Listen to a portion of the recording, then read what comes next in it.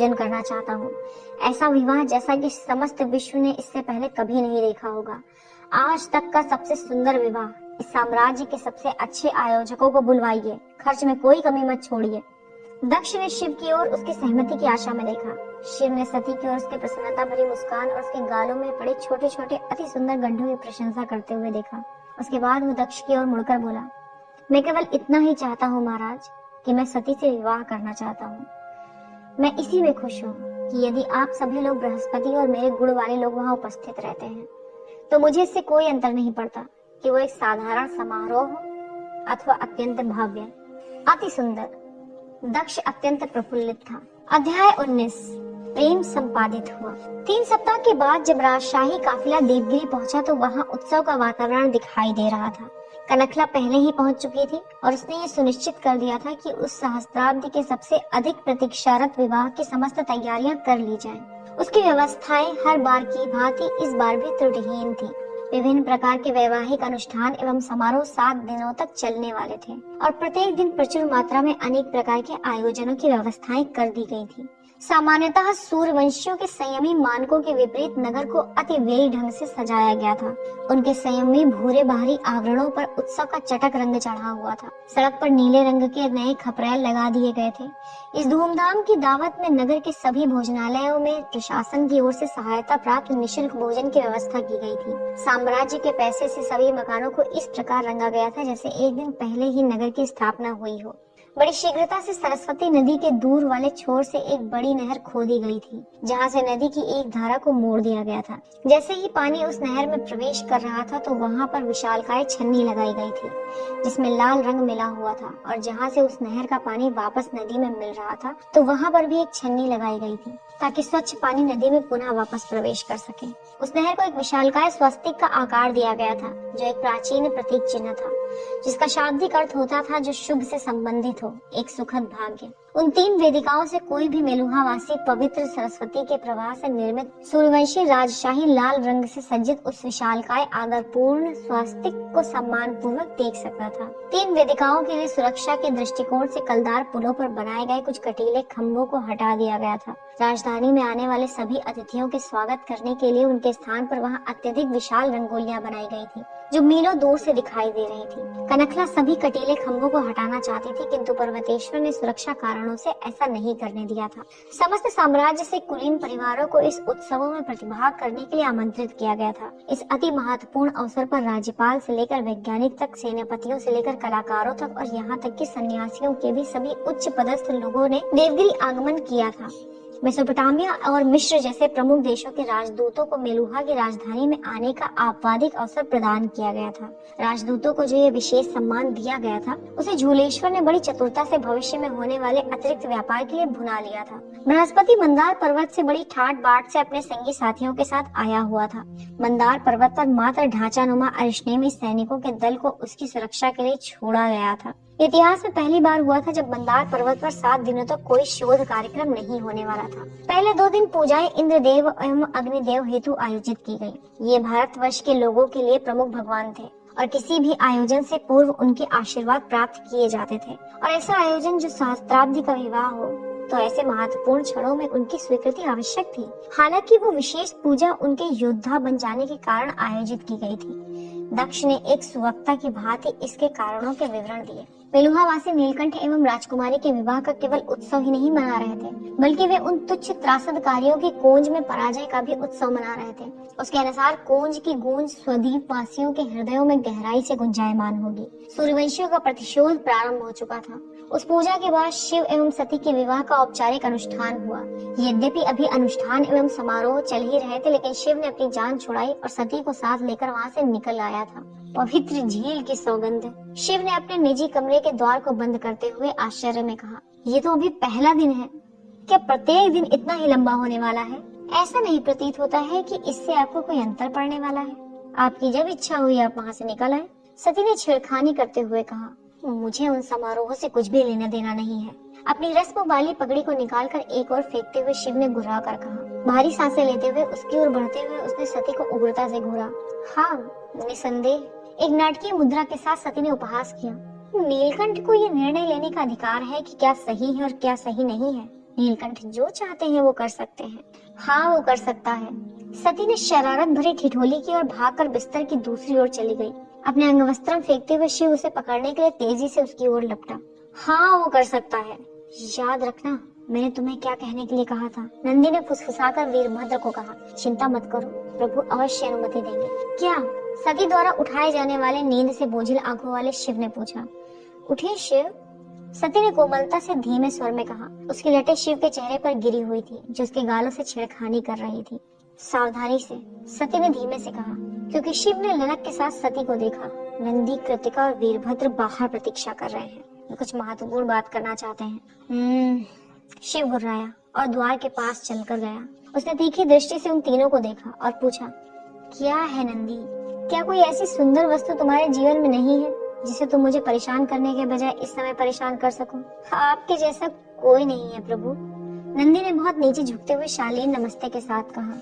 नंदी, अब तुम ये मूर्खता बंद कर दो, वरना जीवन भर कुंवारे ही रह जाओगे। शिव ने शरारत की। सभी लोग ठहाका मारकर हंस पड़े, लेकिन कृतिका अपने काम के बारे में चिंतित रही। वैसे तुम लोग क्या बात करना चाहते हो? शिव ने पूछा। नंदी ने वीरभद्र को जोर से कूहनी मारी। शिव वीरभद्र की ओर मुड़ा और उसने प्रश्न सूचक दृष्टि से देखा। भद्र, कब से तुम्हें मुझे बात करने के लिए इतने लोगों की सहायता की आवश्यकता पड़ने लगी? शिव ने पूछा। शिव, वीरभद्र घबराहट में बुनबुनाया। हाँ, ऐसा है। ये ऐसा क्या है? असल में देखिए, मैं देख रहा हूँ भद्र। शिव वो पहले से ही घबराया हुआ है, उसे और मत सताइए, सती ने कहा। उसके बाद वीरभद्र की ओर मुड़कर उसने कहना जारी रखा। वीरभद्र, निडर होकर कहो, तुमने कुछ गलत नहीं किया है। शिव, वीरभद्र भीरुता से फुसफुसाया। उसके गाल चुकंदर की तरह लाल थे। मुझे अनुमति चाहिए। अनुमति दी जाती है? शिव को अब तक हंसी आ चुकी थी। तुम्हें जिसके लिए भी चाहिए। असल में मैं सोच रहा हूँ कि विवाह कर लो। अति उत्तम विचार है, शिव ने कहा। बस तुम्हें अब ये करना है कि किसी एक अंधी स्त्री को तुमसे विवाह करने के लिए मनाना है। असल में मैंने पहले से ही एक स्त्री ढूंढी है। वीरभद्र ने हिम्मत जुटाकर कहा, इससे पहले कि उसकी हिम्मत पस्त हो जाए। और वो अंधी नहीं है। अंधी नहीं है? शिव की भौहें शरारतपूर्ण तरीके से गोलाई में उठी, जैसे उसे विश्वास ही ना हुआ हो। तब तो वो अवश्य एक मूर्ख स्त्री है, जो अपने अगले 7 जन्मों के लिए एक ऐसे व्यक्ति के साथ बंधना चाहती जो किसी दूसरे व्यक्ति से अपना विवाह नियत करवाना चाहता है। वीरभद्र ने टकटकी लगाकर शर्मिंदगी, पश्चाताप एवं न समझ पाने वाले भाव से एक बड़े ही विचित्र ढंग से शिव को देखा। मैंने तुम्हें पहले भी कहा था भद्र, शिव ने कहा। हमारे कबीले में बहुत सारी रस्में हैं जिन्हें मैं पसंद नहीं करता हूँ। उनमें से जो पहली है वो ये है कि कबीले के मुखिया को अपने कबीले वालों के लिए दुल्हन अनुमोदित करनी होती है। तुम्हें याद नहीं है हम बचपन में इस मूर्खता भरी परंपरा का कितना मजाक उड़ाया करते थे? वीरभद्र ने शिव को एक बार पुनः देखा और उसने पुनः अपना सिर नीचे झुका लिया, जैसे वो अभी भी निश्चिंत नहीं था। अरे भाई, भगवान के लिए अब तो समझ जाओ। यदि तुम उसके साथ खुश हो तो मैं तुम्हारे लिए खुश हूँ। तुम्हें मेरी अनुमति है, शिव ने उत्तेजित होकर कहा। वीरभद्र ने आश्चर्यजनक रूप से भाव विभोर होकर उसे देखा और नंदी ने फिर उसे कोहनी मारी। कृतिका ने वीरभद्र को देखा। उसने एक बहुत ही गहरी सांस छोड़ी, जैसे बड़ी कठिनाई से निकल आई हो। वो सती की ओर मुड़ी। उसने मन ही मन कहा, धन्यवाद। शिव कृतिका की ओर चलकर गया और उसने गर्मजोशी से उसे आलिंगनबद्ध कर लिया। चकित कृतिका एक क्षण के लिए पीछे हटी। फिर नीलकंठ की गर्मजोशी ने उसके सूर्यवंशी आरक्षण पर विजय प्राप्त कर ली। उसने शिव को कसकर पकड़ लिया। कबीले में स्वागत है, शिव ने फुसफुसा कर कहा। हम लोग काफी पागल किस्म के लोग हैं, लेकिन दिल से हम अच्छे लोग हैं। लेकिन आपको कैसे पता लगा? वीरभद्र बोला। मैंने आपसे पहले कभी नहीं बताया कि मैं इससे प्यार करता हूँ। मैं अंधा नहीं हूँ भद्र। शिव मुस्कुराया। धन्यवाद, कृतिका ने शिव से कहा। मुझे स्वीकार करने के लिए धन्यवाद। शिव पीछे हटा और बोला, मुझे हमेशा से भद्र की चिंता थी। वो एक अच्छा भरोसेमंद व्यक्ति है, लेकिन स्त्रियों के विषय में थोड़ा सरल मन का है। मैं चिंतित था कि उसका वैवाहिक जीवन पता नहीं किस प्रकार का होगा, लेकिन अब चिंता करने की कोई आवश्यकता नहीं है। वैसे मैं आपसे कुछ कहना चाहती हूँ, कृतिका ने कहा। मैंने कभी भी नीलकंठ की पौराणिक कथा में विश्वास नहीं किया था, किंतु आपने जो कुछ भी देवी सती के लिए किया है, यदि वही आप मेलुहा के लिए भी कर सकते तो आप अवश्य ही महादेव कहलाने के पात्र हैं। मैं स्वयं को महादेव नहीं कहलवाना चाहता कृतिका। तुम जानती हो कि मैं मेलुहा से उतना ही प्रेम करता हूँ जितना सती से। मैं वो सब कुछ करूंगा जो मुझसे संभव हो सकेगा। भद्र की ओर मुड़कर शिव ने आज्ञा दी, अब उल्लू के पट्टे इधर आ। वीरभद्र आगे आया और उसने अनुराग सहित शिव को आलिंगनबद्ध किया और फुसफुसाया, धन्यवाद शिव। मूर्खता मत करो, धन्यवाद की कोई आवश्यकता नहीं है, शिव ने मुस्कान के साथ कहा। वीरभद्र की मुस्कान और चौड़ी हो गई। और सुनो, शिव ने बनावटी गुस्से में कहा, जब हम अगला चिलम एक साथ पिएंगे तब तुम्हें उत्तर देना होगा कि कैसे तुमने एक स्त्री से प्यार करने का दुस्साहस इतने समय तक किया और अपने सबसे अच्छे मित्र से बताया तक नहीं। सभी लोग ठहाका मारकर हंस पड़े। क्या एक अच्छे गांजे की खेप इसकी भरपाई कर लेगी? वीरभद्र ने मुस्कुरा कर कहा, हाँ ठीक है, मैं सोचूंगा। क्या वे थकी हुई सी नहीं लगती हैं? आयुर्वती ने चिंतित रूप से सती की ओर देखते हुए कहा। सती अभी अभी एक पूजा की वेदिका से उठी थी, क्योंकि उसे एवं उसकी माता जी को इस विशेष अनुष्ठान से मुक्ति दे दी गई थी। ये मात्र वर एवं ससुर के लिए था। पंडित पूजा की तैयारी कर रहे थे, जो कुछ ही क्षणों में प्रारंभ होने वाली थी। बात सही है, देखा नहीं आपने आज लगभग 6 दिन से लगातार समारोह एवं पूजा हो रहे हैं, कनकला ने कहा। यद्यपि रस्म है जिसे एक राजशाही विवाह के लिए संपन्न करना ही पड़ता है, फिर भी मैं समझती हूँ कि इसमें थकान तो होती ही होगी। अरे नहीं, मैं ये नहीं कहूँगा कि इसका 6 दिन की पूजा से कोई संबंध है, बृहस्पति ने कहा। नहीं? कनकला ने पूछा। नहीं, बृहस्पति ने शरारती ढंग से उत्तर दिया। मेरे विचार से इसका गहरा संबंध 5 रातों से है। क्या? आयुर्वती ने चिल्लाकर कहा। जब उसे बृहस्पति के शब्दों का अर्थ प्रकट हुआ तो उसके बाद उसके मुख पर एक गहरी लालिमा दौड़ पड़ी थी। पर्वतेश्वर जो कनकला के पास में ही बैठा था, उसने बृहस्पति को इस प्रकार की अनुपयुक्त टिप्पणी करने के लिए क्रोध से घूरा। जब स्त्रियां खिलखिलाकर हंस पड़ी तो बृहस्पति ने ठहाका लगाया। एक सहायक पंडित ने चिढ़कर मुड़ करके उन्हें देखा, लेकिन जब उसने बैठे हुए ब्राह्मणों की वरिष्ठता देखी तो अपनी खिजलाहट को पी गया और अपनी तैयारी में जुट गया। हालांकि पर्वतेश्वर को ऐसा कोई अनुताप नहीं था। मुझे विश्वास नहीं हो रहा है कि इस तरह की बातचीत मुझे सहन करनी पड़ रही है। वो उठकर उस जमाव के सबसे पीछे चला गया। इसने कनकला और आयुर्वती को भी हंसने पर विवश कर दिया। उसी समय एक वरिष्ठ पंडित ने मुड़कर संकेत दिया कि अनुष्ठान होने वाला था, जिसके कारण वे तुरंत ही चुप हो गए। पंडित ने श्लोकों के आह्वान का पुनः आरंभ किया। शिव एवं दक्ष दोनों ही अनुष्ठानिक घी को स्वाहा का उच्चारण करते हुए समय समय पर पवित्र अग्नि में डालते जा रहे थे। 2 स्वाहा के मध्य में शिव और दक्ष के लिए पर्याप्त समय होता था कि वे एक दूसरे से हल्के स्वर में बातचीत कर सकें। वे सती के बारे में बातें कर रहे थे और मात्र सती के बारे में ही। किसी भी एक निष्पक्ष पर्यवेक्षक को यह निर्णय लेना बहुत कठिन था कि आखिर उन दोनों में से कौन राजकुमारी को अधिक प्रेम करता था। पंडित ने श्लोकों के पाठ के मध्य में थोड़ा समय लिया तो ये शिव और दक्ष के लिए संकेत था कि वे स्वाहा के उच्चारण के साथ ही पवित्र अग्नि में घी को डालें। थोड़ा सा घी दक्ष के हाथ के ऊपर गिर गया। शिव एक अंगोछा खींचकर ज्यों ही उसे पोंछने लगा तो उसकी दृष्टि दक्ष के हाथ में बंधे चयनित जाति चिन्ह वाले बाजूबंद पर पड़ी। उस पर बने पशु को देखकर शिव भौचक्का रह गया, लेकिन उसकी सहज बुद्धि ने उसे कुछ भी कहने से रोक दिया। इस मध्य दक्ष ने भी मुड़कर शिव के इस अवलोकन को देख लिया था। ये मेरी पसंद नहीं थी, मेरे पिताजी ने मेरे लिए चयन किया था, दक्ष ने एक स्नेही मुस्कान के साथ कहा। जब वो अपने हाथों से घी साफ कर रहा था, उसके स्वर में तनिक भी उलझन नहीं था। यदि कोई बहुत ही समीपता से देखता तो वो उसकी आंखों में तनिक अवज्ञा का भाव अवश्य देख सकता था। नहीं महाराज, शिव ने शर्मिंदा होते हुए बुदबुदा कर कहा। मेरे देखने का ये अर्थ नहीं था, मेरी क्षमा याचना स्वीकार करें। आप क्यों क्षमा प्रार्थी हो प्रभु? दक्ष ने कहा। ये मेरा चयनित जाति वर्ग है, ये हाथ में पहना जाता है ताकि सभी लोग देख सकें और मुझे वर्गीकृत कर सकें, लेकिन आप अपने चयनित जाति वर्ग से कहीं अधिक श्रेष्ठ हैं। शिव ने नम्रता से कहा। आप उससे बहुत अधिक महान हैं जो ये बाजूबंद प्रतिरूपण कर रहा है। हाँ, दक्ष मुस्कुराया। मैंने सचमुच ही उन वृद्ध को दिखा दिया है ना? नीलकंठ ने उनके शासनकाल में प्रकट होना नहीं चुना, वे मेरे शासनकाल में आए। त्रासदकारी उनके शासनकाल में पराजित नहीं हुए, वे मेरे शासनकाल में पराजित हुए। और चंद्रवंशियों में सुधार उनके शासनकाल में नहीं हुए, वे मेरे शासनकाल में सुधरेंगे। शिव सावधानी पूर्वक मुस्कुराया। इस बातचीत के संबंध में किसी वस्तु ने उसे टीस दी थी। उसने एक बार पुनः दक्ष के हाथ में उस बाजूबंद को देखा। उसमें बना चिन्ह एक सादगी पूर्ण बकरी को प्रतिबिंबित कर रहा था, जो क्षत्रियों में सबसे नीचे श्रेणी का चयनित वर्ग था। असल में कुछ लोग इस बकरी के चयनित जाति वर्ग को इतना निकृष्ट मानते थे कि उसे धारण करने वाले को पूर्ण क्षत्रिय भी नहीं मानते थे। पंडित के मौखिक संकेत को सुनकर शिव पुनः पवित्र अग्नि की ओर मुड़ गया। कलछी से और घी लेकर उसने अग्नि में डालते हुए उच्चारण किया, स्वाहा। संध्या के समय अपने निजी कमरे में एकांत में शिव ने सती से सम्राट ब्रह्मनायक एवं उनके पुत्र दक्ष के मध्य संबंधों के बारे में पूछने का विचार किया था, किंतु न जाने किस कारण से उसे ऐसा प्रतीत हुआ कि जब वो ये प्रश्न पूछे तो उसे सावधान रहना होगा, विशेषकर शब्दों के चयन में। सम्राट ब्रह्मनायक और तुम्हारे पिताजी के मध्य किस प्रकार के संबंध थे? शिव ने पूछा। सती ने शिव के लहराते हुए केशों से खेलना बंद कर दिया। उसने गहरी सांस ली और बहुत ही धीमे स्वर में कहा, कभी कभार वो तनावपूर्ण होता था। इन दोनों के चरित्रों में अत्यधिक भिन्नता थी, किंतु ऋषि भृगु इस वार्तालाप में विघ्न पड़ गया क्योंकि द्वार को किसी ने खटखटाया। क्या है? शिव गुर्राया। प्रभु, द्वारपाल तमन ने घबराहट के साथ घोषणा की, प्रमुख वैज्ञानिक बृहस्पति जी आए हैं और वे आपसे मिलना चाहते हैं। वे हठ कर रहे हैं कि उन्हें आज ही रात्रि में आपसे मिलना है। शिव को बृहस्पति से मिलना और बातचीत करना बहुत पसंद था, लेकिन द्वारपाल को उत्तर देने से पहले उसने सती की ओर अपनी भौहों को उठाकर देखा। सती मुस्कुराई और उसने सहमति में सिर हिलाया। उसने शिव के बृहस्पति से संबंध की महत्ता का भान था। बृहस्पति जी को आने दो तमन, जैसी प्रभु की आज्ञा। मित्र, बृहस्पति ने कहा, इतनी रात में आपको कष्ट देने के लिए क्षमा प्रार्थी हूँ।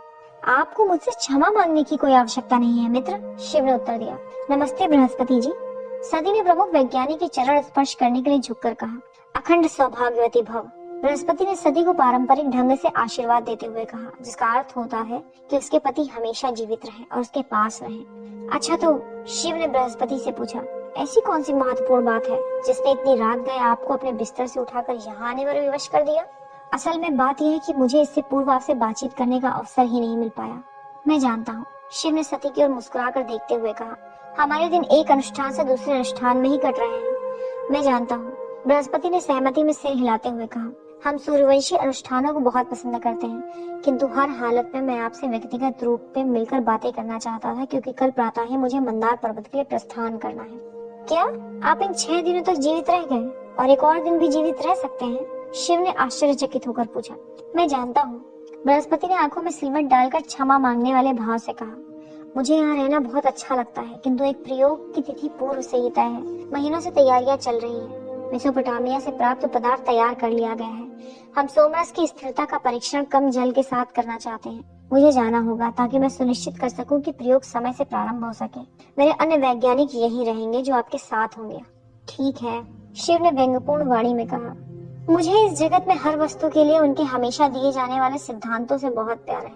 बृहस्पति हंसा और बोला, मुझे सचमुच ही जाना पड़ेगा शिव, किंतु इसके लिए मुझे बहुत खेद है। खेद करने की कोई आवश्यकता नहीं है मित्र, शिव ने मुस्कुराते हुए कहा। जीवन बहुत लंबा है और मंदार पर्वत का मार्ग बहुत छोटा। आप मुझसे इतनी आसानी से छुटकारा नहीं पा सकते हैं। बृहस्पति मुस्कुराया। उसकी आंखों में उस व्यक्ति के लिए प्रेम उमड़ रहा था जिसे वो अपना भ्राता समझने लगा। वो आगे बढ़ा और उसने शिव को कसकर बाहों में भर लिया। शिव को थोड़ा आश्चर्य भी हुआ, क्योंकि ये वो था जो बृहस्पति को आलिंगनबद्ध किया करता था और बृहस्पति मात्र उसको प्रत्युत्तर दिया करते थे, वो भी अनिश्चितता से। मेरे भ्राता, बृहस्पति ने धीमे स्वर में फुसफुसा कर कहा। मेरे भ्राता, शिव ने भी धीमे स्वर में बुदबुदा कर कहा। थोड़ा पीछे हटकर, लेकिन शिव का हाथ अब भी थामे हुए बृहस्पति ने कहा, मैं आपके लिए कहीं भी जाऊंगा, यहाँ तक कि पाताल लोक भी, यदि आपके लिए सहायक हुआ तो। मैं आपको वहाँ कभी नहीं ले जाऊंगा मित्र, शिव ने हल्की मुस्कान के साथ उत्तर दिया। वो सोच रहा था कि वो स्वयं भी कभी वहाँ की यात्रा का उत्सुक नहीं था, जो असुरों का निवास था, पाताल लोक। बृहस्पति ने शिव की ओर गर्मजोशी से देखा और मुस्कुरा कर कहा, मैं आपसे शीघ्र ही मिलने की आशा करता हूँ शिव, आप इस पर शर्त लगा सकते हैं। फिर सती की ओर मुड़कर बृहस्पति ने कहा, अपना ध्यान रखना पुत्री। अंततः मुझे ये देखकर प्रसन्नता हो रही है कि जिस जीवन की आप अधिकारिणी थी वो आपको प्राप्त हुआ है। धन्यवाद बृहस्पति जी। अध्याय 20, मंदार पर आक्रमण। आप कैसे हैं मित्र? ये क्या हो रहा है? मैं यहाँ क्या कर रहा हूँ? भौचक्के हुए शिव ने पूछा। उसने स्वयं को मेरू के ब्रह्मा मंदिर में बैठा हुआ पाया। उसके सामने वो पंडित बैठा हुआ था जिससे वो कई महीनों पहले तब मिला था जब वो पहली बार उस मंदिर में गया था। आपने मुझे यहाँ बुलाया है? पंडित ने मुस्कुराते हुए कहा। लेकिन मैं यहाँ कब और कैसे आया? ये सुनकर शिव पूरी तरह से हक्का बक्का रह गया था। जैसे ही आपको नींद आई, पंडित ने उत्तर दिया, ये एक सपना है। मैं अवश्य ही शापित होऊंगा, लानत है। आप इतनी अभद्र बातें क्यों करते हैं? पंडित ने त्योरी चढ़ाई। मैं तभी अभद्र बोलता हूँ जब परिस्थितियाँ वैसी होती हैं, शिव ने बनावटी हंसी से कहा। अभद्र बातें करने में गलत ही क्या है? मेरे विचार से ये अनुचित व्यवहार का प्रदर्शन है। संभवतः ये बताता है कि आपके चरित्र में कहीं कोई कमी है। मेरे विचार से ये इसके विपरीत अद्भुत चरित्र को दर्शाता है। ये दर्शाता है कि आप में अपने मन की बात कहने की शक्ति एवं निष्ठा है। पंडित ने सिर हिलाते हुए ठहाका लगाया। चाहे जो भी हो, शिव ने कहना जारी रखा, चूँकि आप यहाँ हैं, आप ये क्यों नहीं बताते कि आप लोगों को क्या पुकारा जाता है? मुझे ये वचन दिया गया था, जब कभी मैं अगली बार आप दोनों में से किसी से भी मिलूंगा तो मुझे बताया जाएगा, किंतु आप हम में से किसी एक से नहीं मिले हैं। ये एक सपना है।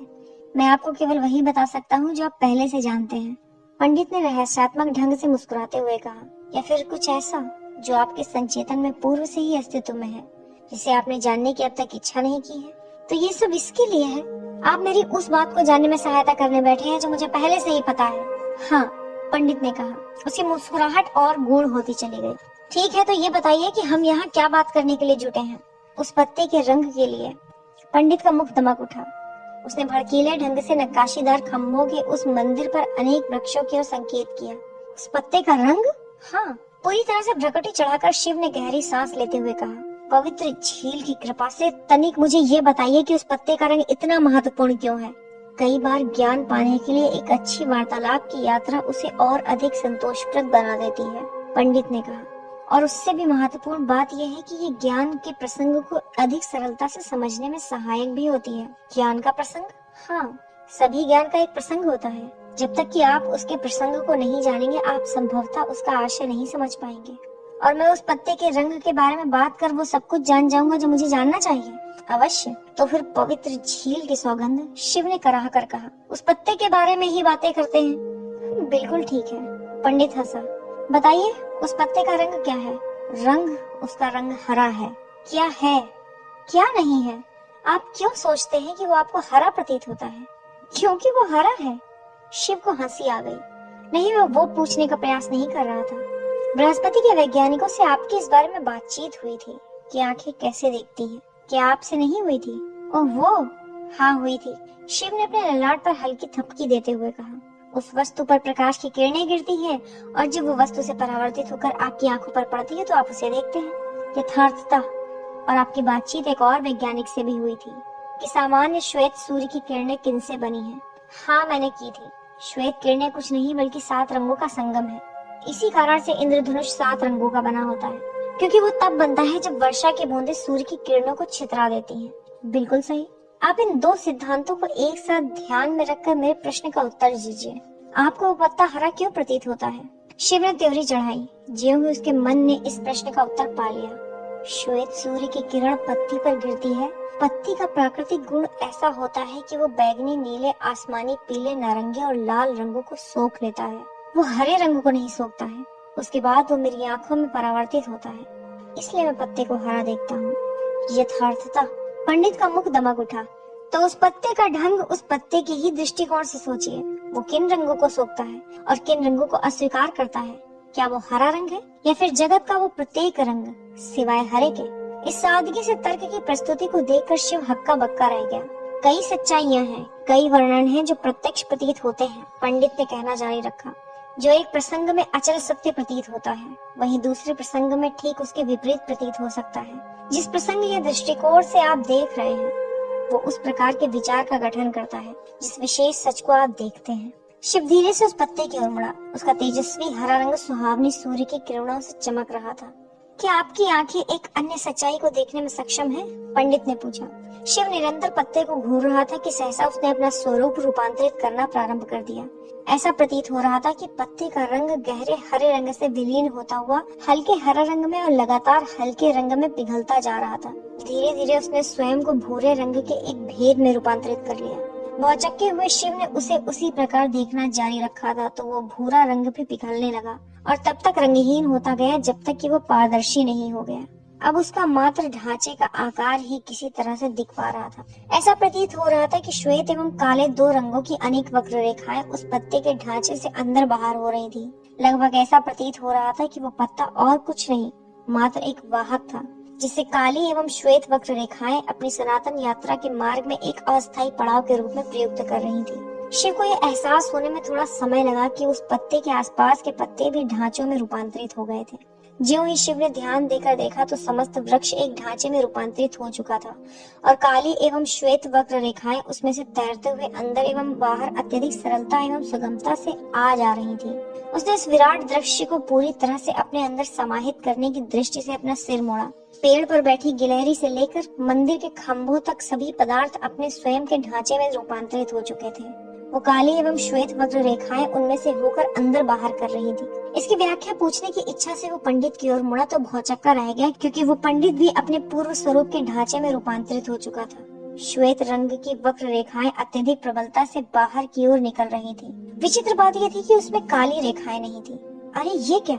शिव के शब्द मुंह में ही रह गए, क्योंकि पंडित का ढांचा उसकी ओर संकेत कर रहा था। आप स्वयं को देखिए कर्मसाथी, पंडित ने सुझाव दिया। शिव ने स्वयं को देखा। मैं अवश्य शापित होऊंगा। उसका अपना शरीर भी पूर्णतः पारदर्शी होकर ढांचे में रूपांतरित हो चुका था। काली वक्र रेखाओं की प्रचंड धारा अत्यधिक तीव्र गति से उसमें समाहित हो रही थी। उसने उन रेखाओं को बहुत ध्यान से देखा तो उसने देखा कि वे रेखाएं नहीं थी, असल में वे बहुत छोटी छोटी तरंगे थी जो अत्यधिक काले रंग की थी। वे तरंगे इतनी छोटी छोटी थी कि थोड़ी सी दूरी से भी रेखाओं की भांति प्रतीत हो रही थी। शिव के ढांचे वाले शरीर के निकट श्वेत तरंगों की कोई झलक भी नहीं थी। ये क्या हो रहा है? श्वेत तरंगे धनात्मक ऊर्जाएं हैं और काली ऋणात्मक। पंडित के ढांचे ने कहा, ये दोनों ही महत्वपूर्ण है और उनमें संतुलन आवश्यक है। यदि वे इस संतुलन से निकल आए तो प्रलय हो जाएगा। शिव ने हैरानी से पंडित की ओर देखा। तो फिर कोई धनात्मक ऊर्जा मेरे आसपास क्यों नहीं है और आपके आसपास ऋणात्मक ऊर्जा?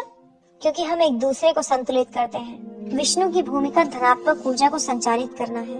विष्णु की भूमिका धनात्मक ऊर्जा को संचारित करना है, पंडित ने कहा। श्वेत रेखाएं जो धारा प्रवाह ढंग से निकल रही हैं, उसके बोलते समय थोड़ी लहरा रही थी। श्वेत रेखाएं जो धारा प्रवाह से निकल रही थी, उसके बोलते समय थोड़ी लहरा रही थी। और महादेव की भूमिका ऋणात्मकता को सोख लेने की है। अनुसंधान कीजिए, ऋणात्मक ऊर्जा के लिए अनुसंधान कीजिए और आप महादेव के प्रारब्ध को संपूर्ण करेंगे। लेकिन मैं महादेव नहीं हूँ। अब तक के किए गए मेरे कर्म मुझे इस उपाधि के योग्य नहीं बनाते हैं। ये उस प्रकार कार्य नहीं करता मित्र। कुछ कर्म करने के बाद ही आप ये उपाधि प्राप्त नहीं करते हैं, क्योंकि आप अपना कर्म करते हैं और मात्र उसके बाद ही जब आप इस पर विश्वास करते हैं कि आप महादेव हैं। अन्य क्या सोचते हैं इससे कोई अंतर नहीं पड़ता। असल में ये आपके विश्वास के संबंध में है। आप विश्वास करेंगे कि आप महादेव हैं तो आप महादेव बन जाएंगे। शिव की भ्रुकुटी तन गई। विश्वास कीजिए, पंडित ने पुनः कहा। धड़ाम।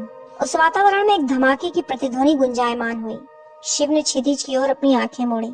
ये विस्फोट जैसा प्रतीत होता है, पंडित के ढांचे ने फुसफुसा कर कहा। दूर से सती का आग्रही स्वर सुनाई पड़ा, शिव। धड़ाम। एक और विस्फोट। शिव। ऐसा प्रतीत होता है कि आपकी पत्नी को आपकी आवश्यकता है मित्र। शिव ने अचंभे से पंडित के उस ढांचे को देखा। वो निश्चय नहीं कर पा रहा था कि स्वर कहाँ से आ रहा था। आपको संभवतः जाना चाहिए, पंडित के उस अदृश्य स्वर ने कहा। शिव। नींद से बोझिल आंखों वाले शिव ने देखा कि सती चिंतित होकर उसे घूर रही थी।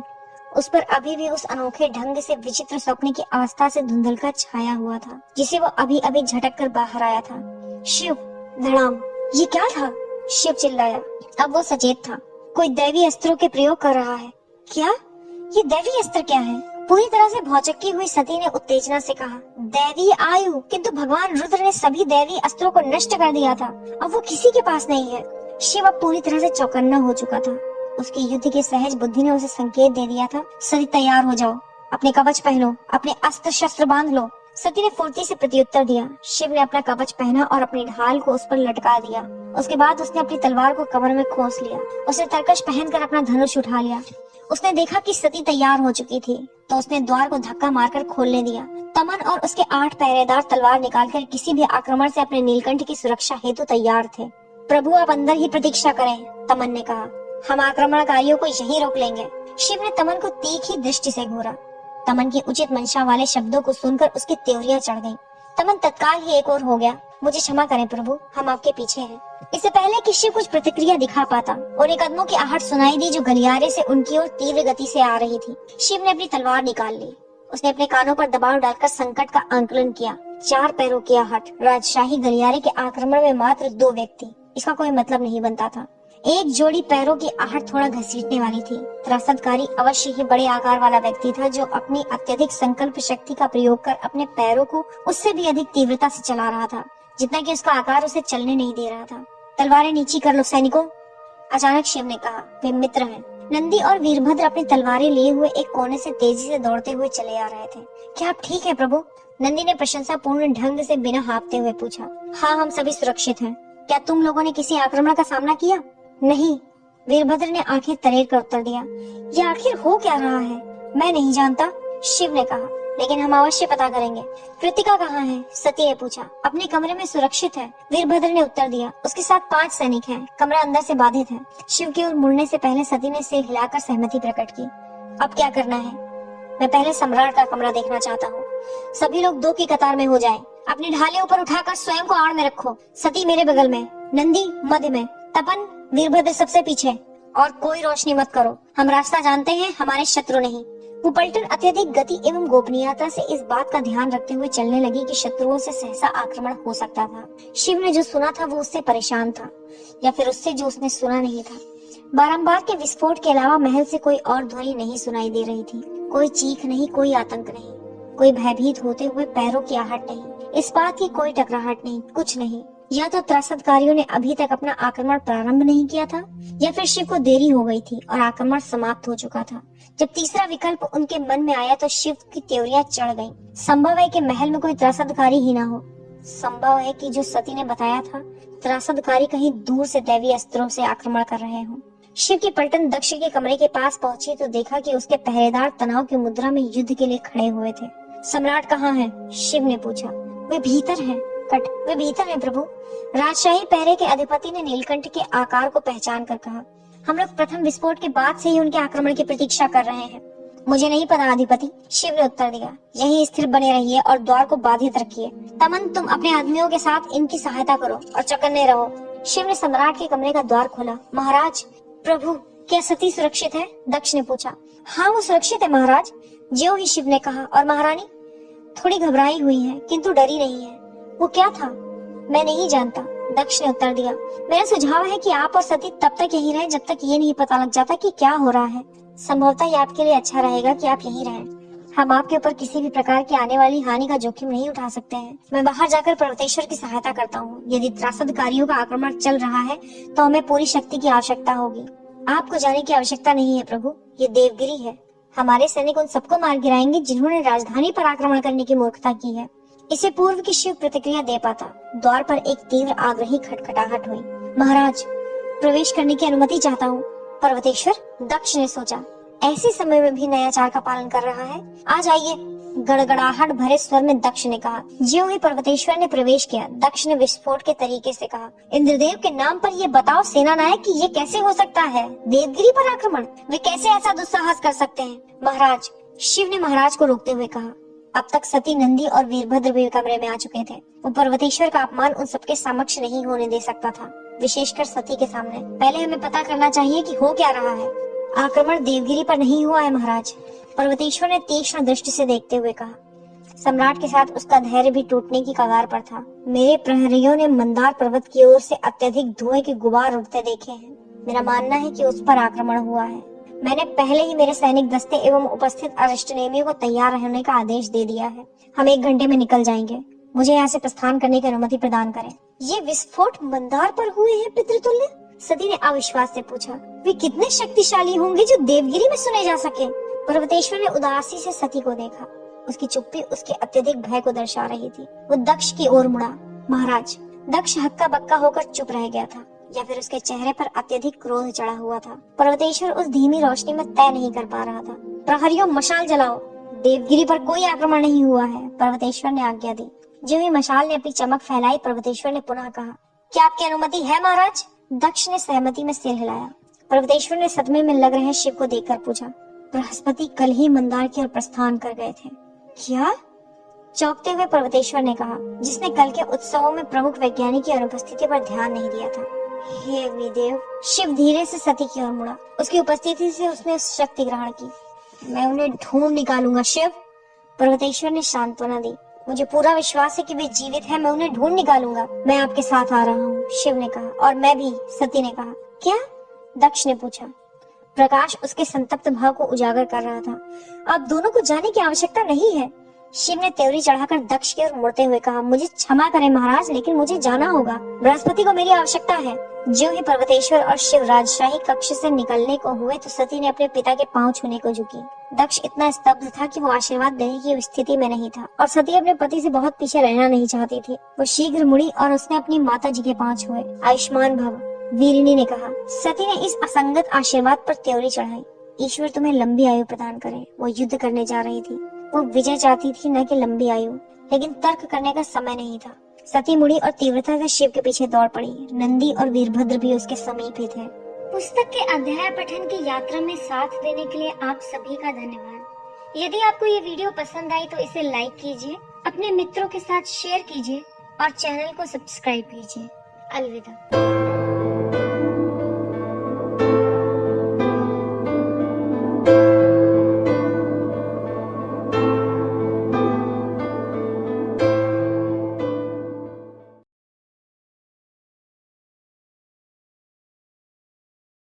अध्याय 21 युद्ध की तैयारी। प्रथम विस्फोट के 1 घंटे के भीतर विस्फोटकों की ध्वनि समाप्त हो गई थी। इस घटना को अभी बहुत समय नहीं बीता था कि शिव, पर्वतेश्वर, सती, नंदी और वीरभद्र 1500 अश्वारोही सेना दल के साथ मंदार पर्वत के मार्ग पर निकल चुके थे।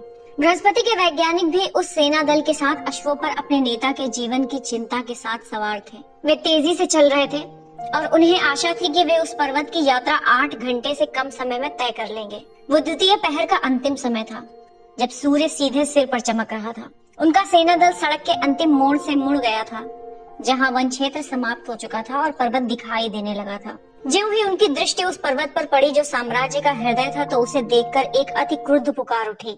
मंदार को निर्दयता पूर्वक नष्ट कर दिया गया था। पर्वत के मध्य में एक विशालकाय ज्वालामुखी दिखाई दे रहा था। वो इस प्रकार प्रतीत हो रहा था कि जैसे एक अत्यंत विशालकाय असुर ने अपने वृहद हाथों से पर्वत के प्रमुख भाग को कलछी डालकर बाहर की ओर निकाल दिया था। विज्ञान का अत्यधिक विशाल भवन विध्वंस हो चुका था और उसके अवशेष नीचे के मैदान में बिखरे पड़े थे। वो विशालकाय मथानी अब भी मंथन कर रहा था। उसकी भयानक ध्वनि उस डरावने दृश्य को और भी विकराल बना रहा था। बृहस्पति! शिव ने गर्जना करते हुए अपने घोड़े को एड़ लगाकर तेजी से पर्वत के मार्ग पर दौड़ा दिया था, जहां आश्चर्यजनक रूप से वो मार्ग अब भी उसी प्रकार पक्का खड़ा था।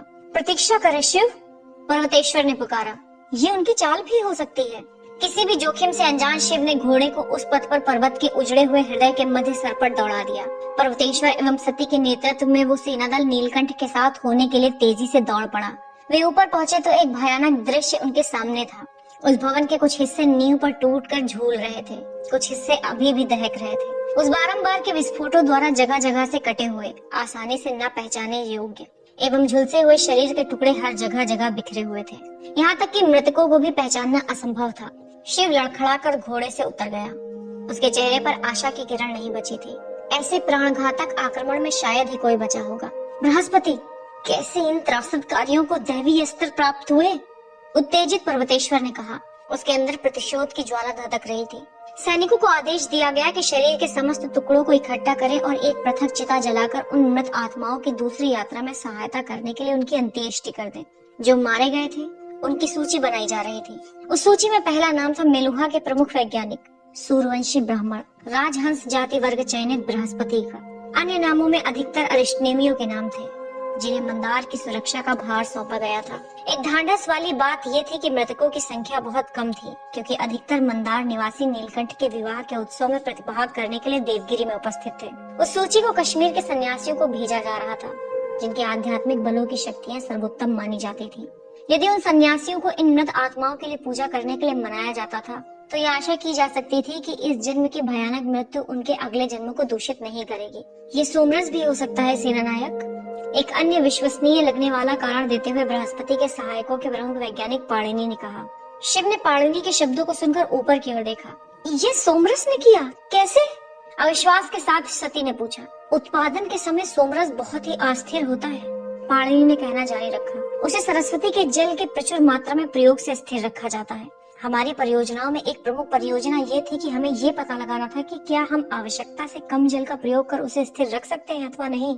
वर्तमान में प्रयोग में लाने वाले जल की मात्रा से बहुत ही कम मात्रा में। शिव को याद आया कि बृहस्पति इस तरह की बातें कह रहा था। वो झुककर पाणिनि को ध्यान से सुनने लगा। ये एक स्वप्न सदृश परियोजना थी। उन्हीं पाणिनि को वाक्य पूरा करने में कठिनाई हो गई।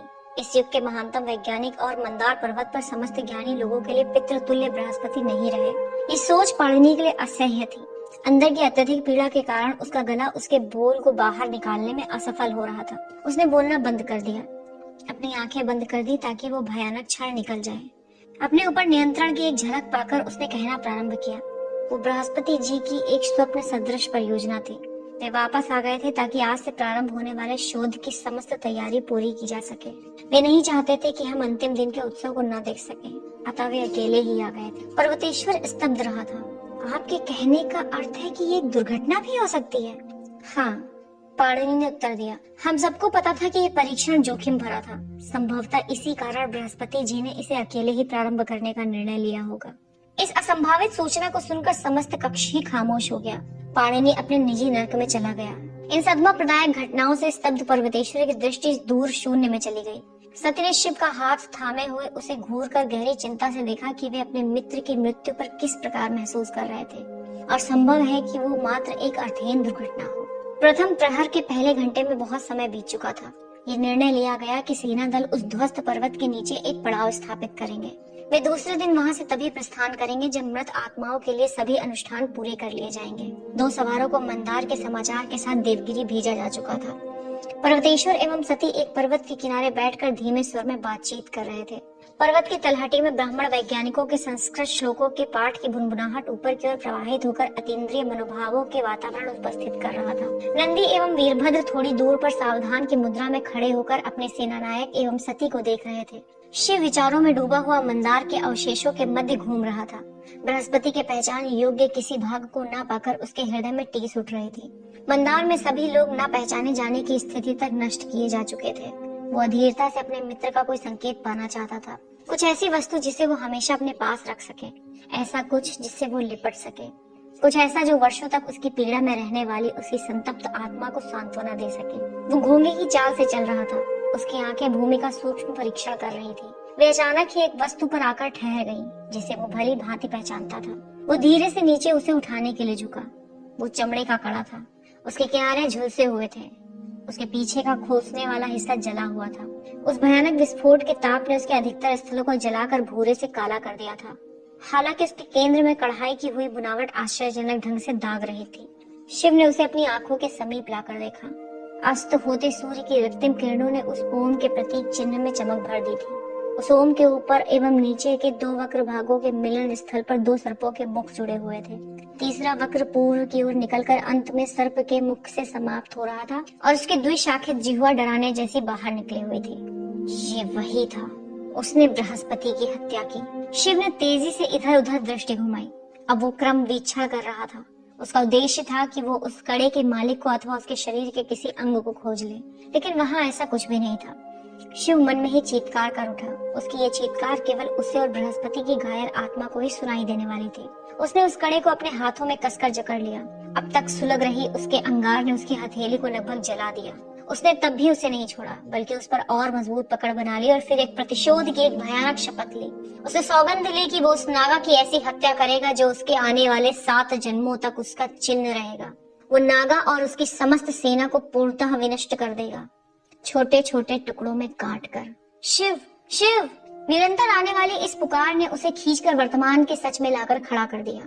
सती उसके सामने प्रेम से उसके हाथ स्पर्श करती हुई खड़ी थी। पर्वतेश्वर उसके सामने परेशान सा खड़ा था। नंदी और वीरभद्र उसकी दूसरी ओर खड़े थे। इसे छोड़ दीजिए शिव, सती ने कहा। शिव उसे निरंतर देख रहा था, अवाक। इसे छोड़ दीजिए शिव, सती ने कोमलता से दोहराया। ये आपके हाथों को झुलसा रहा है। शिव ने अपनी हथेली खोल दी। नंदी ने तत्काल झुककर उनके हाथ से कड़े को ले लिया और तत्क्षण ही उसने गहरी पीड़ा में चिल्लाकर उस कड़े को नीचे गिरा दिया, क्योंकि उसने उसके हाथ को जला दिया था। प्रभु ने इसे कैसे इतनी देर से पकड़ा हुआ था। शिव तत्काल ही झुका और उसने कंगन उठा लिया, इस बार सावधानी से। उसकी उंगलियां कम झुलसे हुए उस हिस्से को पकड़े हुए थी जिस हिस्से में ओम का प्रतीक चिन्ह बना हुआ था। वो पर्वतेश्वर की ओर मुड़ा और उसने कहा, ये दुर्घटना नहीं थी क्या? चौंकते हुए पर्वतेश्वर ने पूछा। क्या आपको पूरा विश्वास है? सती ने पूछा। शिव ने सती की ओर देखा और उस कड़े को उठा दिया। सर्पों वाला ओम स्पष्ट दिखाई दे रहा था। सती ने एक गहरी सांस छोड़ी। पर्वतेश्वर, नंदी और वीरभद्र तत्काल ही उस कड़े को देखने के लिए समीप चले गए। नागा, नंदी फुसफुसाया। वो कमीना जिसने मेरु में सती पर आक्रमण किया था, शिव ने गुर्रा कर कहा। वही नागा जिसने मंदार पर्वत से वापस जाते समय हम लोगों पर हमला किया था। ये वही कमीना है, उसे इसकी कीमत चुकानी पड़ेगी शिव, वीरभद्र ने कहा। पर्वतेश्वर की ओर मुड़कर शिव ने कहा, हम आज रात ही देवगिरी लौट चलेंगे। हम युद्ध की घोषणा करते हैं। पर्वतेश्वर की ओर मुड़कर शिव ने कहा, हम आज रात ही देवगिरी लौट चलेंगे। हम युद्ध की घोषणा करते हैं।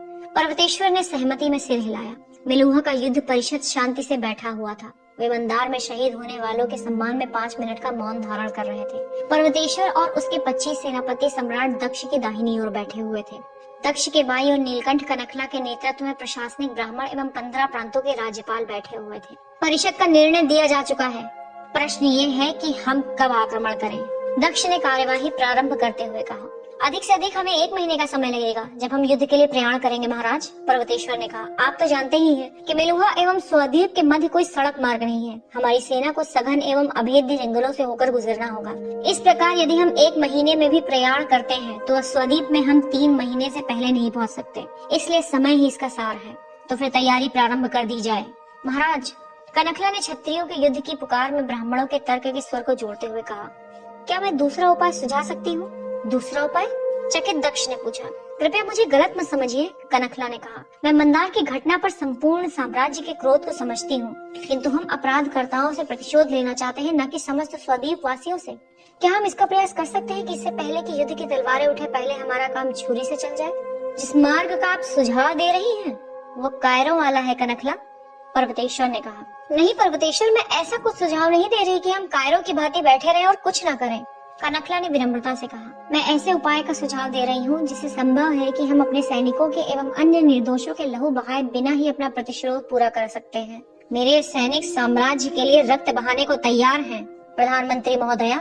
मैं जानती हूँ कि वे तैयार हैं, कनखला ने संयम रखते हुए कहा। और मैं ये भी जानती हूँ कि आप भी मेलुहा के लिए अपना रक्त बहाने के लिए तैयार बैठे हैं, परंतु मेरे कहने का अर्थ ये है कि हम सम्राट दिलीप के पास अपना दूत भेज सकते हैं, इस अनुरोध के साथ कि वे अपराधियों को हमारे सुपुर्द कर दें जिन्होंने इस आक्रमण का अपराध किया है। हमें चेतावनी भी दे सकते हैं कि यदि वे ऐसा नहीं करते हैं तो हम अपनी पूरी शक्ति के साथ आक्रमण कर देंगे। उसकी आंखें अधीरता में तरेर रही थी। पर्वतेश्वर ने कहा, उससे अनुरोध करें? और वो क्यों सुनेगा? दशकों से स्वद्वीप वासी अपनी अधम गतिविधियां करके हमसे बचते रहे हैं, क्योंकि उन्हें लगता है कि हम में युद्ध करने की औकात नहीं है। और यदि हम मंदार पर्वत जैसे उपद्रवी कार्य के बाद भी इस छोटी छुरी वाली युक्ति की बात करेंगे तो उन्हें पूरा विश्वास हो जाएगा कि वे कभी भी हम पर आक्रमण कर सकते हैं और हम उनका प्रत्युत्तर नहीं देंगे। मैं इससे असहमत हूँ पर्वतेश्वर, कनखला ने कहा। उन्होंने त्रासदकारियों से आक्रमण कराए क्योंकि वे डरते हैं, इस बात से डरते हैं कि वे हमसे आमना सामना कर मुकाबला नहीं कर सकते हैं। वे डरते हैं कि हमारी श्रेष्ठतर तकनीकी एवं युद्ध के उपकरणों से हमसे जीत नहीं सकते हैं। मैं केवल उस विचार से सहमत होकर कह रही हूँ जो प्रभु शिव ने तब कहा था जब वे यहाँ आए थे।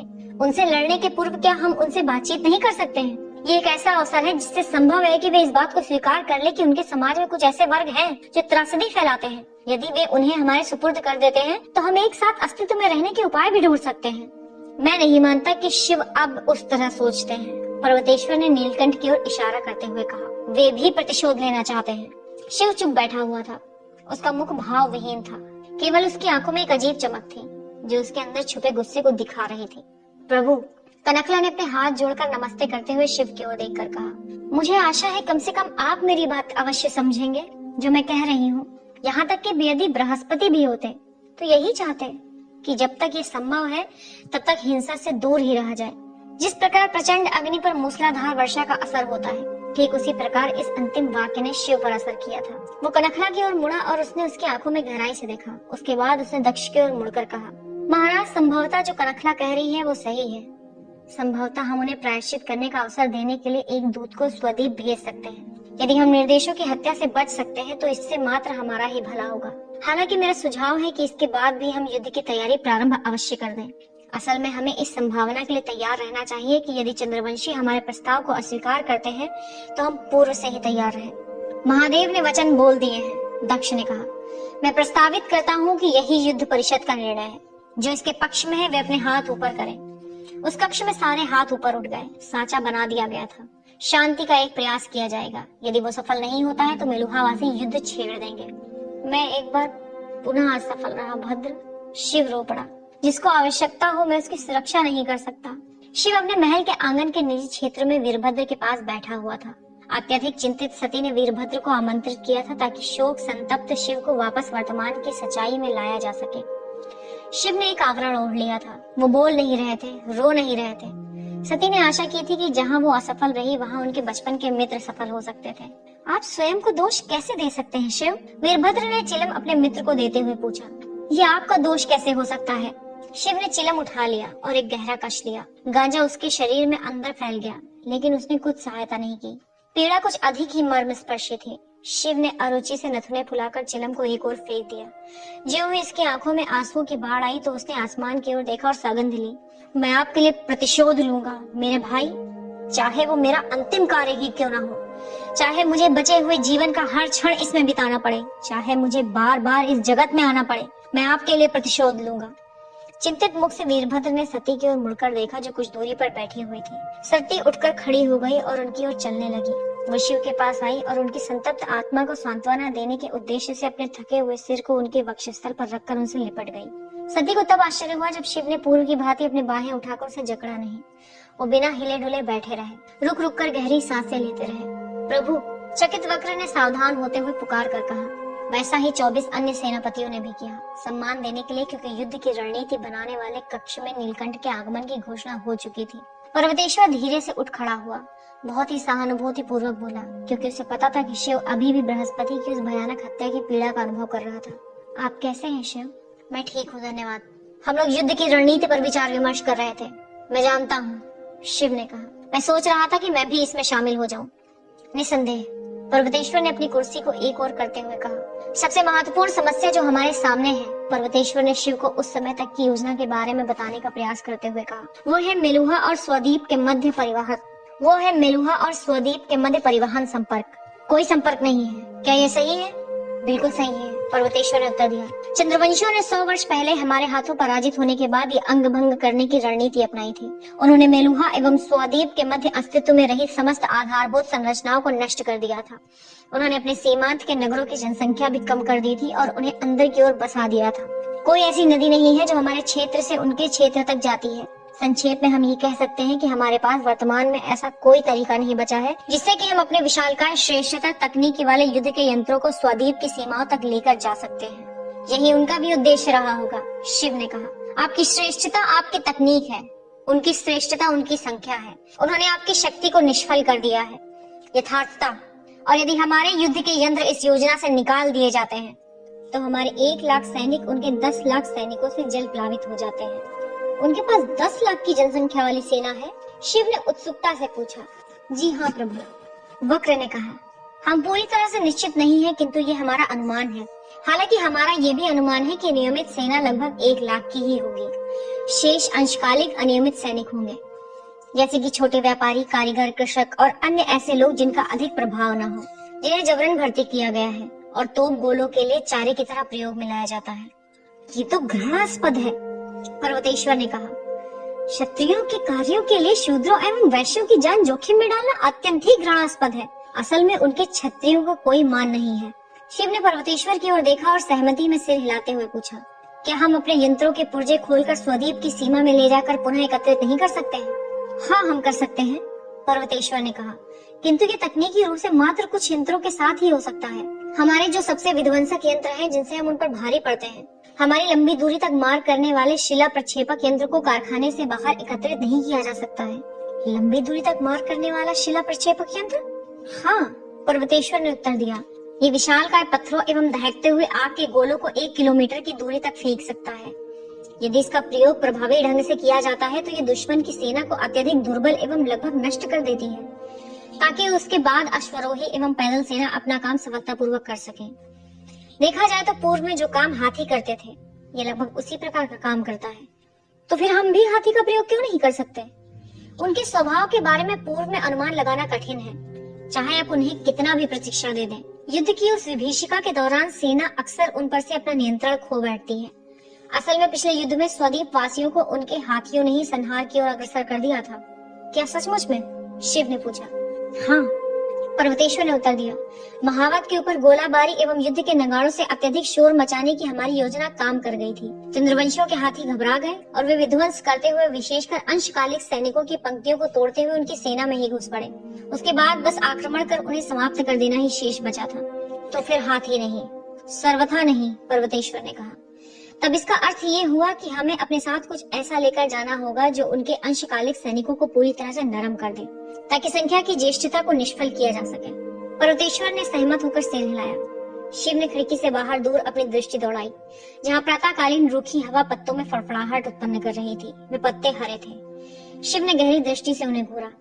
वे हरे ही रहे, मैं समझ गया। शिव ने अचानक ही पर्वतेश्वर की ओर देख कर कहा। उसका चेहरा नए विचार से दीप्तिमान हो उठा था। हम लोग बाणों का प्रयोग क्यों नहीं करते? बाण? चकित होकर पर्वतेश्वर ने पूछा। धनुर्विद्या अधिकतर कुलीन क्षत्रियों के मध्य द्वंद्व युद्ध करने वाली युद्ध कला थी। हालांकि अब ये मात्र कुलीन क्षत्रियों के लिए एक प्रदर्शन की कला बनकर रह गई थी, क्योंकि एक दूसरे से द्वंद्व युद्ध मात्र समान चयनित जाति वर्ग के क्षत्रियों में ही हो सकता था। धनुर्धर को अपनी असाधारण दक्षता के कारण अत्यधिक सम्मान प्राप्त था, किंतु वे युद्ध में निर्णायक नहीं थे। एक समय था जब धनुष एवं बाण जनसंहार के अस्त्र के रूप में युद्ध की रणनीति में महत्वपूर्ण होते थे। वो समय दैवी अस्त्रों का था। अधिकतर ऐसे अस्त्र सामान्यतः बाणों द्वारा छोड़े जाते थे। फिर कई हजार साल पहले भगवान रुद्र ने दैवी अस्त्रों पर प्रतिबंध लगा दिया तो बड़े स्तर के युद्धों में तीरंदाजी दलों की प्रभाविता अत्यधिक कम हो गई। ये उनकी संख्यात्मक श्रेष्ठता को कैसे कम कर सकता है प्रभु? वक्र ने कहा। यहाँ तक कि सबसे दक्ष धनुषधारी को भी कम से कम 5 सेकंड लक्ष्य साधने, बाण को चलाने और शत्रु को मारने में लग जाता है। हमारे पास मात्र 100 ऐसे क्षत्रिय हैं जो स्वर्ण स्तर के धनुर्धर हैं। शेष बाण चला तो सकते हैं, किंतु उन पर विश्वास नहीं किया जा सकता है। इस प्रकार हम 1 मिनट में 1200 शत्रुओं से अधिक को नहीं मार सकते। ये चंद्रवंशियों के विरुद्ध युद्ध में अवश्य ही पर्याप्त नहीं हो सकता है। मैं बाणों को एक के सामने एक के चलाकर युद्ध करने की बात नहीं कर रहा हूँ, शिव ने कहा। मैं कह रहा हूँ कि इनका प्रयोग शत्रुओं को नरम करने में जनसंहार के अस्त्र के रूप में किया जा सकता है। अपने सुनने वालों के न समझ पाने वाले भावों पर बिना ध्यान दिए शिव ने कहना जारी रखा। मुझे इसकी व्याख्या करने दीजिए। मान लीजिए हम निचले चयनित जाति वर्ग के क्षत्रियों के धनुषधारियों का एक दल तैयार करते हैं, किंतु उनके लक्ष्य अच्छे नहीं होंगे, वक्र ने कहा। इससे कोई अंतर नहीं पड़ता है। मान लीजिए कि हमारे पास 5000 ऐसे धनुषधारी हैं। मान लीजिए कि हम उन्हें इस प्रकार प्रशिक्षित करते हैं कि वे मात्र मार कर सकने वाली दूरी सही कर लेते हैं। मान लीजिए कि उनका काम चंद्रवंशियों की सेना की ओर बिना लक्ष्य के बाण छोड़ने का मात्र है। यदि उन्हें लक्ष्य साधने की आवश्यकता नहीं है तो वे और भी अधिक गति से बाण छोड़ने में सक्षम हो जाएंगे, संभवतः प्रत्येक 1-2 सेकंड में एक बाण। पर्वतेश्वर ने अपनी आंखें संकुचित कर ली, क्योंकि इस विचार की महत्ता का अनुमान उसे हो गया था। बाकी के सेनापति अभी भी अपने विचारों को समझ की स्थिति में लाने के प्रयास में थे। इस बारे में सोचिए, शिव ने कहा। प्रत्येक 2 सेकंड में चंद्रवंशियों के ऊपर 5000 बाणों की वृष्टि होगी। मान लीजिए हम यह आक्रमण 10 मिनट तक निरंतर करते रहते हैं। लगभग निरंतर बाणों की इस एक वृष्टि को, इन बाणों का प्रभाव भी लगभग वही होगा जैसे पिछले युद्ध में हाथियों का हुआ था। अति उत्तम, वक्र उत्तेजना से उछल पड़ा। और संभवतः, पर्वतेश्वर ने कहा, यदि लक्ष्य से कोई अंतर नहीं पड़ता है तो हम उन्हें इस प्रकार प्रशिक्षित कर सकते हैं कि वे पीठ के बल लेटकर पांवों पर धनुष रख सकते हैं और उसकी डोरी को अपनी गर्दन तक खींचकर उसे छोड़ सकते हैं। जब तक कि उनके पांव उस दिशा में होंगे यह काम करेगा।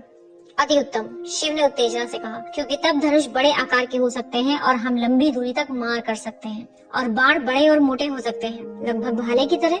पर्वतेश्वर ने कहना जारी रखा, इतने शक्तिशाली कि चमड़े और लकड़ी के बने ढालों को भी छेद सके। मात्र वही सैनिक इससे सुरक्षित रह सकेंगे जो उनके नियमित सेना के सैनिक होंगे और जिनके पास लोहे की ढालें होंगी। क्या अब हमारे पास उनका उत्तर है? शिव ने पूछा। हाँ, अब उत्तर है, पर्वतेश्वर ने एक मुस्कान के साथ कहा। वो वक्र की ओर मुड़ा। इस दल की स्थापना करो। मुझे 2 सप्ताह के अंदर 5000 ऐसे सैनिक चाहिए। ये दल तैयार रहेगा प्रभु, वक्र ने कहा। आप क्या बात करना चाहते हैं शिव? पर्वतेश्वर ने धातु विज्ञान के कारखाने में प्रवेश करते हुए पूछा। शिव के अनुरोध के अनुसार उसके साथ वक्र और प्रसन्नजीत भी थे। वक्र बड़े अनमने ढंग से धनुषधारी दल को छोड़कर आया था, जिसे वो पिछले 1 सप्ताह से प्रशिक्षण दे रहा था। हालांकि वो नीलकंठ के एक और अति सुंदर विचार को सुनने का उत्सुक था, उसे निराशा नहीं हुई। मैं सोच रहा था, शिव ने कहा, हमें अभी भी दीवारों को ध्वस्त कर सकने वाले उस यंत्र के समान ही कोई एक यंत्र चाहिए जो उनकी सेना के केंद्र को तोड़ सके। वो केंद्र जहां उनके सेनानायक अपने नियमित सैनिकों को रखेंगे। जब तक वे होते हैं हमारी विजय निश्चित नहीं कही जा सकती है। बिल्कुल सही, पर्वतेश्वर ने कहा। और हमें इस बात को मानकर चलना होगा कि ये सैनिक इतने अनुशासित होंगे कि वे अपनी बनावट से विलग नहीं होंगे, चाहे बाणों की कितनी भी वर्षा हो जाए। बिल्कुल सही, शिव ने कहा। और हम उस ध्वस्त करने वाले यंत्र को नहीं ले जा सकते। नहीं, हम नहीं ले जा सकते हैं प्रभु, वक्र ने कहा। यदि हम ऐसी दीवार को ध्वस्त करने वाले मानवीय यंत्र का निर्माण करें तो कैसा रहेगा, बताइए। पर्वतेश्वर अब धीरे धीरे ध्यान से बात सुनने लगा था। मान लीजिए हम हर ओर से 20 आदमियों की संख्या वाली एक वर्गाकार संरचना बनाएं, शिव ने कहा। मान लीजिए कि इनमें से प्रत्येक व्यक्ति अपनी ढाल से अपने शरीर के बाएं आधे हिस्से की आड़ ले और आधे हिस्से से अपनी बाईं ओर खड़े सैनिक के दाहिने हिस्से से आड़ प्रदान करे। ये उन ढालों के मध्य से भाले को आगे की ओर चलाने में सहायता करेगा। पर्वतेश्वर ने कहा। बिल्कुल सही, शिव ने कहा। और पीछे के सैनिक अपनी ढालों को ढक्कन की तरह प्रयोग कर अपनी आड़ के साथ साथ अपने सामने के सैनिकों को भी आड़ प्रदान करेंगे। ये बनावट एक कछुए की तरह की होगी। किसी आक्रमण से बचाव करने के साथ साथ वे ढाले कछुए की कवच की भांति ही अभेद्य हो जाएंगी। किंतु हमारे भाले शत्रुओं को भेदने के लिए उपयोगी होंगे और हम अपने सबसे अधिक शक्तिशाली एवं अनुभवी सैनिकों को सामने रखेंगे ताकि हमारी कछुए का नेतृत्व सुदृढ़ रहे। प्रसन्नजीत ने कहा। नहीं, पर्वतेश्वर ने कहा, सबसे अनुभवी सैनिकों को पीछे और बगल में रखना होगा ताकि नवयुवा सैनिक यदि घबरा